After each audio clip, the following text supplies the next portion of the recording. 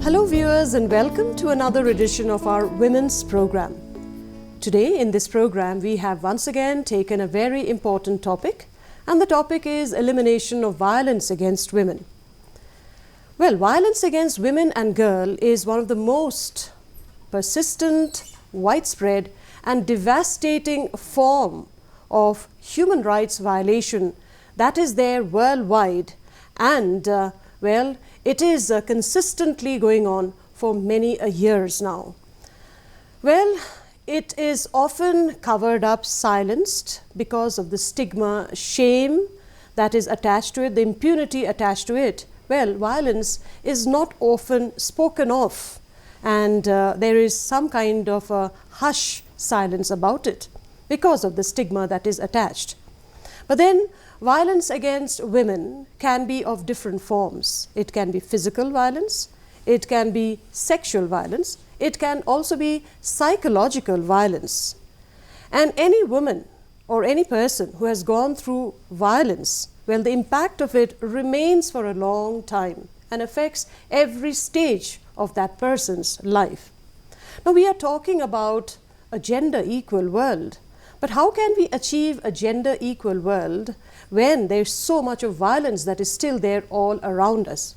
Can we really have development, peace, and what about human rights, equal human rights of girls and women and everybody in our society? Can it really be achieved if we still have violence against women especially? And that is why it is so important to take up this issue again and again, to talk about it, to create awareness, and to still understand the rootedness of it. From where does it emanate? What more needs to be done? What should be done actually by each and every one of us who are stakeholders in society to prevent violence?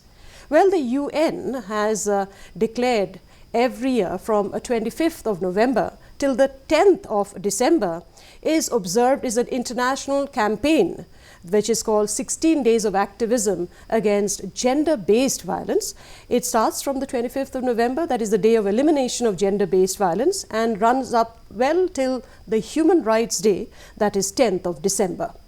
Well, we all know that there is a violence. The proportion of it lately has increased. The brutality of it has increased. The media has often come out, and we are seeing senseless violence. So today we are gathered here to talk about this violence, and I have my panelists here with me. Let me now go ahead and introduce them to you right away. To my left is Dr. Neela Datta. She is the head of the Department of Sociology, Women's College, Shillong. We are also being joined by Dr. Eunice L. Natham, and she is also from the Department of Sociology, Women's College, Shillong. A very warm welcome to the two of you, and thank you so much for joining us in this program. Well then, viewers, we will be talking about this. We will understand the sociological implication of it and what should be done as stakeholders to prevent such violence. But before we open up this discussion, let us watch a short video clip on this topic. We shall be right back. The global theme for this year's 16 Days of Activism against gender-based violence from 25th November to 10th December 2022 is Unite, Activism to End Violence Against Women and Girls. Violence against women and girls has been on the rise even as those in power claim that the accused would be caught, tried by law, and the victims would get justice. Crimes against women and girl children are everywhere we look, be it in the newspapers, television news, and social media. Even a baby isn't spared from this monstrosity of abuse. The world has advanced in leaps and bounds in every field, but yet the rise in crimes shows that men haven't, especially in their mindset, not only in India but globally. Abuse is of all kinds, not only physical or verbal, but even emotional. Not creating a safe space for women and children where they have to always look over their shoulder in fear is also a form of abuse. Let us therefore unite together to fight against this injustice meted out to such women and girls so that the world stands up and takes notice. Welcome back, viewers. And now that you've watched the short video clip, I'm sure you've understood the gravity, the gravity of this situation and why it really needs to be taken up. So ladies, once again, a warm round of welcome. Thank you so much for giving us your time. And it is a serious matter that we have taken up, right? I start with you, Neela. Can you tell us, because there is a difference between violence against women and gender-based violence. So can you tell us, can you bring out the difference between what is gender-based violence? Now, when we say gender-based violence, here the violence which is done to a person or a group of person because of his or her gender. Right. Now, the gender mostly it is a cultural connotation. And here the gender, it includes both male and female. Now, the male are also sometimes becomes the victim of gender violence. True. But in most of the cases, we find that the victims are women.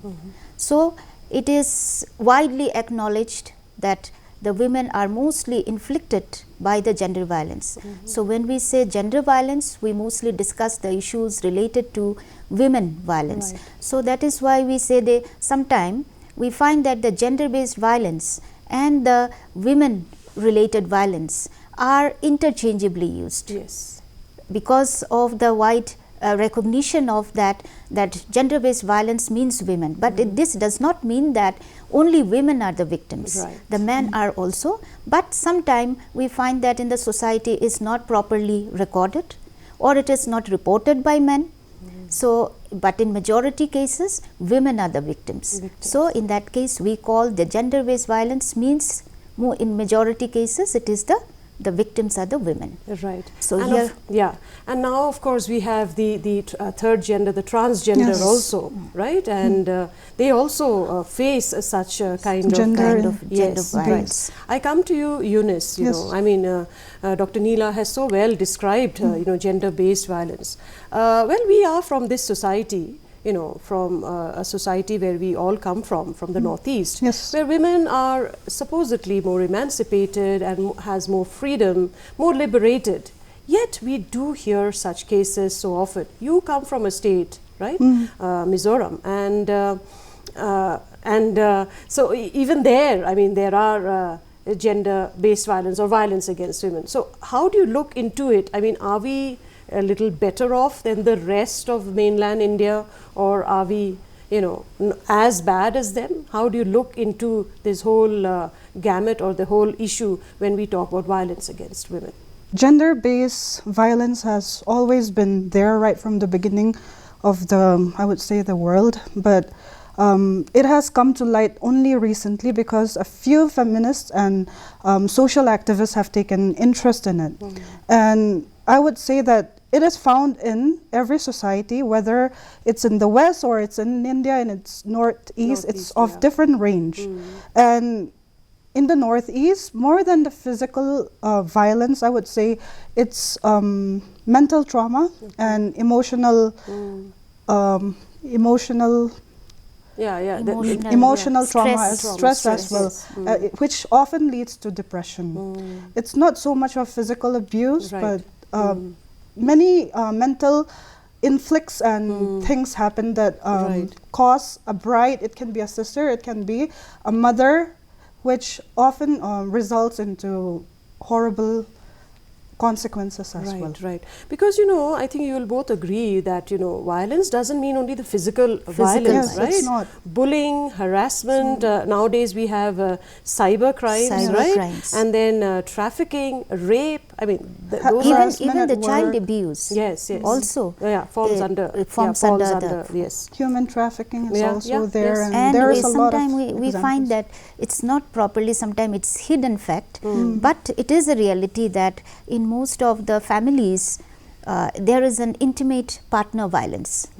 So that is also not reported most of the time, but it is a fact at home, and it is a reality. We must recognize it. Absolutely, and this is more especially in those families where there are joint families. Joint families where many many members of the family are together, or maybe the family is close to each other, and a woman who goes through or a child who goes through it doesn't report, and even if the family comes to know, if the mother comes to know about it, it is hushed up. Yes, right? And sometimes it's very surprising that the women themselves, they accept it as a social norm.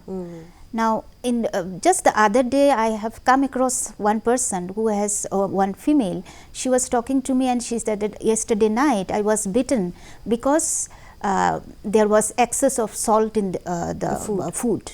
So for that, the husband has bitten. So you can understand, imagine that the extent of acceptance, the social acceptance, and she is very much okay with it.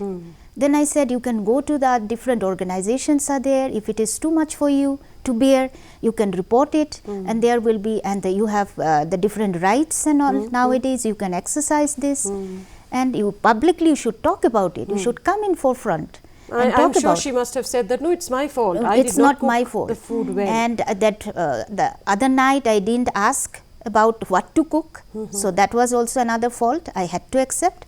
And after that, the access to salt. So you can understand that these kind of things in and here again the question comes, the patriarchy, the socio-cultural, because any kind of discussion, whatever we do, that should be understood at the background of socio-cultural setting. Absolutely, and that is what I was coming to with my next question, I mean, yes, patriarchy is a norm. Right? I mean, maybe we are living in a matrilineal society here, but patriarchy also exists in this society, right? The man plays a significantly important role, right? So where does violence emanate from? I address this question to both of you. From where is it emanating? Is there a power struggle that is going on? Is it because today women are more liberated, more vocal about their rights? Is it because of the, the laws, the norms, I mean, the values, the traditions that is still very much there within our society? We may be modernized, right? But then we also simultaneously follow many norms and values which are very, very old. It should be shunned, absolutely, but it is there. It is so there. From where is violence emanating from? Eunice? I totally agree with you when you said that it's a power struggle. It's a power struggle between the male and the female. It can be between a father and a daughter as well, regarding property rights. Because in a society like, in most societies in Northeast, it's a patriarchal and patrilineal society. So we follow that, and women do not have much property rights. And when, in recent cases, it has been reported that women, especially elderly women, they are denied rights after their husband's death, and when the property passes to their sons, they are not looked after. And as they are taught to be submissive, most of them do not raise their voice. That is why there's a lot of power struggle, and which is related to property rights, and I would also say economic causes as well. When women are not financially sound, they have to be submissive, and they learn right from the customs and traditions to be submissive. So how would you react to that, Neela? So this gender violence, it is very much deeply rooted into the structure of our society. That is very much important for us to realize. Now, in the structure, that is, and the kind of socialization, the process that goes on right from the beginning, from the childhood, and it is induced in a person's mind, and we cannot sometimes blame also men, because the man is given some kind of teachings right from the beginning, even by the mother, that you should be expert in this field, in the public front, and the girl, the daughter, should be inside doing the domestic work. So this kind of divisions are there. So it is in the structure very much there. So right from the, feel that this kind of Roles, whatever this kind of stereotyping. the crimes or the violence, whatever it is, it starts from home. Right. And it is because of this, the whole cultural process, the socialization, everything. Now here, when I am talking about this, that Eunice rightly said that it is about the power relations, the abuse of power. In most cases, we find that even if today the women are very much self-dependent, and we have become so much conscious, and today we are sitting here today discuss about all this, but remember that it is not a new issue. It is an issue that was, even in the history we find that so many women were tortured for because of these or that flimsy reasons. Yes. But these were not at all reported. So we find that we are today much more aware, we are educated, we are now financially self-dependent. That is why we are discussing, and we are also in a position to exercise our rights, what is available to us. But we must see that in our society, even the society in Meghalaya, for example, which I would say that it is a patriarchal driven matriarchal society, because it is where again the question of property comes. Here not she only is the custodian. Exactly. The female is the custodian, and the maternal uncle decide everything. He is the decision maker. So that kind of so here also we find that it is much more influenced by patriarchy.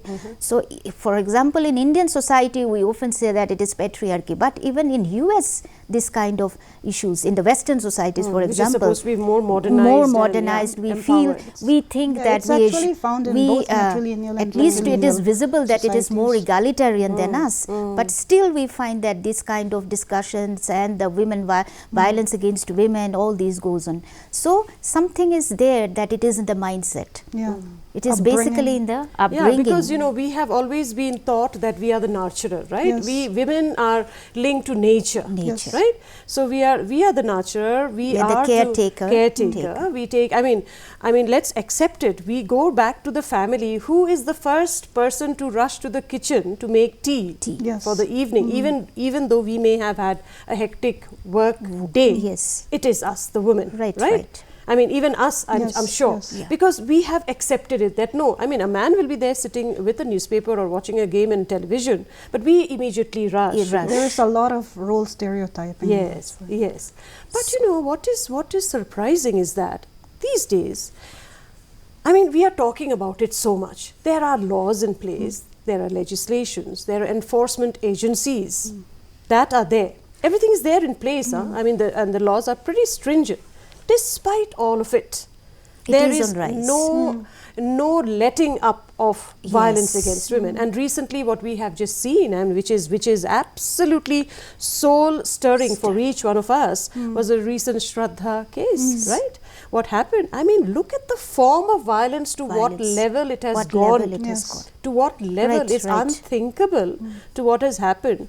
I mean, this is an open and shut case. Yes. Yet there's so much of time, so much of unearthing is going on, but this person has even accepted that he has done the crime. Yet, so where Yet- is the problem? So much of, here we must say that there is a lot of, you can say, the time taking affair which is related to the administration and execution of the penetrators. Once he is caught, should be given some kind of, whether it is a life sentence or life imprisonment or death sentence, something should come. But there is always a delay. We find in most of the cases, Yes. when even if it is proved, it has been proved, but still we find that there are a lot of delay. So maybe this is one of the reasons that we could not yet, even in paper we have so much of laws and legislations against the violence, but there is in the back of mind those who are committing that kind of violence. They think they can get away. Get away with everything. Yeah, they can get So away with it, right? I that- mean, the other case also, that Nirbhaya case. Yes. Yes, the Nirbhaya case.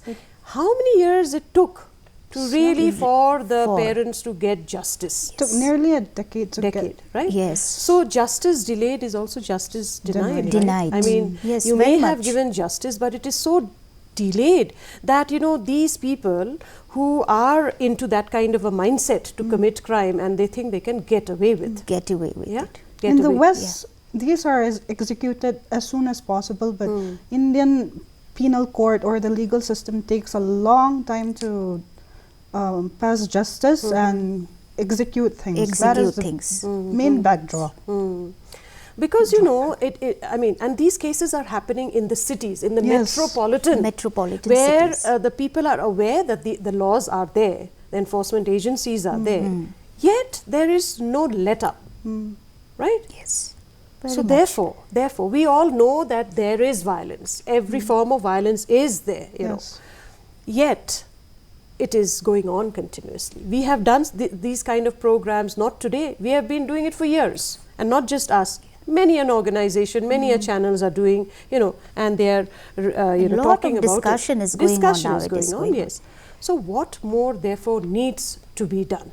Because obviously there are drastic changes we need to bring within our society in this, socio-cultural context, in execution part of it, right?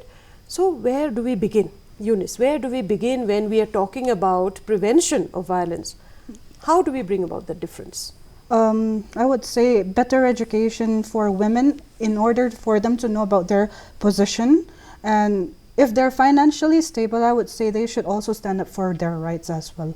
And number two is that stigmatization and role stereotyping can be eliminated. I would not say eliminated, but can be reduced down. And the next one is that we should try to get rid of the socialization of boys and girls towards the customs and traditions to a very strict point.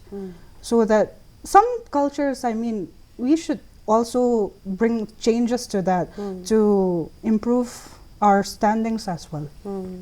Because there are some age-old customs and values, they're so archaic. They're medieval, they are of the caveman's thing, and we are still follow it. We're still sticking to them. If we look at this problem, how to minimize it, we will not be able to stop it. But just to minimize it, gradually. I think the time has come that we should go for, again and again, we educated people should take the lead to bring awareness among the women folk, first of all, because the half of our country, people, those who are living in the rural areas, where we find that the situation is very grave, because women, they are not aware about their rights. They almost every day, they come across all different kinds of violence, and the violence, it always starts from home. And the workplace, the violence is in different areas, even in the public places. Now, we should go for this awareness program. And it is education, definitely, as you rightly said, that it is one of the important, you can say, tool. But now the time has come that we should go for the holistic approach. Holistic approach in the sense that the man should tell that no to the women violence. Even only then we can stop or minimize it. The man should also take the lead. It is not an effort and I think from these discussions should be done more by men. Men. Yeah? So they should say no more to gender-based violence. So only then we can go for a society where men and women can equally recognize themselves as equal partners, and then only some constructive things can come up. And I think it begins right from the early stage.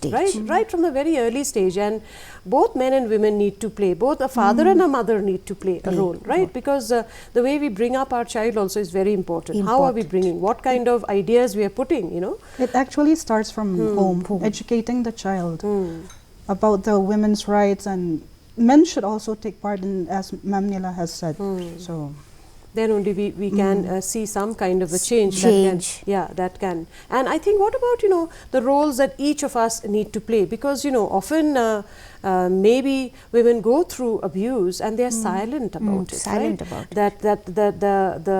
And it is very deafening, in fact, the silence. Is it time for women themselves to come out openly? But then again, the question comes of stigma. The question comes that you are targeted, So, and she will become more unsafe. Unsafe. Yeah. And So what is to be done in that front, where a woman should not be silent anymore? She should come, and there should be, cover for a woman, so that when she comes out, she should have protection. She should be protected, from further violence. So some safety measures should be there for, and the women should be encouraged to come up in the limelight and talk about in detail, because you are not doing anything wrong. Here the other person is doing something wrong to you. So it should be properly reported, and she should be encouraged to share all kind of problems. If she has any problem in the family or outside, in the workplace, wherever.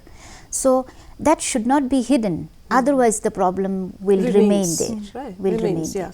We should, I think, recognize the fact firstly. We must recognize that there is this problem, and thereafter only we can go about addressing this problem. Right? Yeah. And some ways will definitely come up to deal with this problem and to minimize it. Right. We can go on and on really discussing about this, and there's so much more that we can talk about it. But just talking is not enough. It is now time for us, each one of us, to take a stand. To take a stand that we say no. Yeah. And when a woman says no, means it's a no. It doesn't mean that I'm coy, I'm shy, and therefore I'm saying a no. No, when I say no, means it's a no. Right? In whichever, when somebody presses upon me that no, maybe you're saying no. And I think a man should understand this fact, that when a woman says a no, she means it's a no. It's no. It is a no, right? And it's time that each of us stand up and give support to each other. That is so important, because often I think women also don't support the other woman. Yes. Right? Very true. It's very true. As women also, we need to support each other, our friends, our colleagues, and we should not judge them for whatever they say. Right? And we should not condemn the victim. Most of the time we find that we often blame the person, the girl or woman, that you have not dressed up in such a way, that's why you were harassed. Exactly. So we should understand her position also, her point of view also, and accordingly judge the situation, and also to some extent we can also help the person. Right. I know. Wonderful speaking to you, ladies. Thank you so much for coming to the studio and discussing this topic once again so threadbare. I'm sure that our viewers who are watching this program are enlightened. I hope they are enlightened, because this is the main aim of this program, right? Such programs where we want to bring in more enlightenment and more awareness. Yes, we may not be directly involved in any kind of violence or abuse, but staying silent about an issue that you come across in your neighborhood or in your family, well, that also is a problem. Yes. Well, then you become the problem, and therefore it is high time that we actually play a role in reducing, if not completely eliminating violence. And each of us definitely need to play a role as a stakeholder in society, since we live in a society. It is time that we stand up, we rise up, and we say no to any form of violence to women, men, or any other gender that we are talking about. Thank you so much, viewers, for watching this program, and I hope you've enjoyed watching this. Well, until next time, from all of us here in the studio, is wishing you goodbye.